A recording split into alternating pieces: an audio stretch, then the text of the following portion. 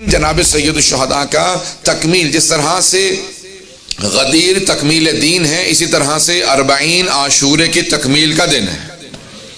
نہیں پہنچا پایا اس جملے کو۔ عاشورہ، جناب سید الشہداء جب جا رہے تھے مدینے سے تو جناب عبداللہ ابن عباس آئے، کہا فرزند رسول عراق مت جائیے، وہاں پہ آپ کے ساتھ لوگ وفا نہیں کریں گے، آپ کے بابا کے ساتھ وفا نہیں کی، آپ کے بھائی کے ساتھ وفا نہیں کی۔ کہا جانتا ہوں، میں شہادت کے لیے جا رہا ہوں۔ کہا آپ شہادت کے لیے جا رہے ہیں تو پھر بہنوں کو ساتھ کیوں لے جا رہے ہیں؟ کہا دین میری قربانیوں سے بچے گا اور میری قربانیاں میری بہنوں کی وجہ سے بچیں گی۔ تو اگر آج 40 کو اگر آپ دیکھیں گے تو 40 تکمیل ہے عاشورہ کی۔ اگر عاشورہ باقی ہے تو وہ 40 کے سہارے سے باقی ہے، کیونکہ عاشورہ سید الشہداء کا ہے، 40 حسینی کہا جاتا ہے، لیکن 40 کو اگر 4 چاند لگائے ہیں یا اس کو کمال تک پہنچایا جناب زینب کبریٰ نے پہنچایا ہے، وہ پہلی عزادار بی بی کہ جو شام سے آئی ہے۔ سارے کے سارے تاریخوں کے اندر 40 کا ایک ایسا لفظ ہے، 40 چاہے دن ہوں، 40 ہفتے ہوں، 40 مہینے ہوں، 40 سال، یہ سب کے سب اپنی اپنی اہمیت رکھتے ہیں۔ 5 چیزیں انسان کے مرنے کے بعد بھی باقی رہتی ہیں، جاری رہتی ہیں، اس کا نامہ اعمال بند نہیں ہوتا جو 5 چیزوں میں حصہ لیتا ہے۔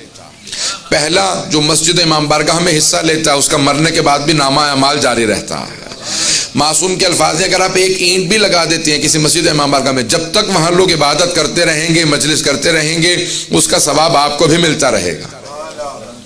اگر کوئی درخت لگا دیتا ہے، جب تک اس کا سایہ باقی رہے گا، ثواب ملتا رہے گا۔ اگر کوئی پانی کا سورس جیسے کنواں ہے یا کوئی پانی کا نلکا لگوا دیتا ہے تو جب تک وہاں سے لوگ پانی پیتے رہیں گے آپ کو ثواب ملتا رہے گا۔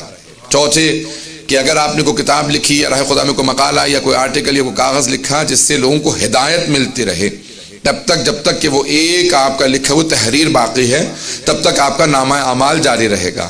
اور 5ویں، کوئی آپ اولاد میں ایسا سلسلہ چھوڑ جائیں، آپ کے بچے نیک اعمال کرتے رہیں۔ آج وہ اجداد، آپ لوگوں کے، آپ تمام مومنین کے وہ اجداد جنہوں نے آپ کی تربیت میں بنیاد رکھی تھی، آج یہاں مجلسوں میں آنا انہیں بھی اجر پہنچا رہا ہے۔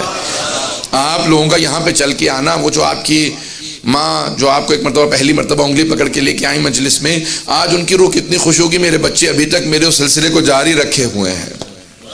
وہ ارواح بہت مسرور ہوں گی، ان کے لیے بے انتہا اجر و ثواب ہے۔ یہاں تک معصوم فرماتے ہیں کہ حتیٰ جب آپ ایک صلوات پڑھ دیتے ہیں یا آپ ایک بسم اللہ پڑھ دیتے ہیں، پورا کو فاتحہ بھی نہ پڑھیں کوئی، تو اس کا بھی اتنا ثواب ملتا ہے۔ علامہ طباطبائی نے کہا ہے کہ اگر صرف ایک صلوات پڑھ کے کہیں کہ میں نے اپنے اس مرحوم کو ثواب دیا تو کتنی پریشانیاں ان کی صرف ایک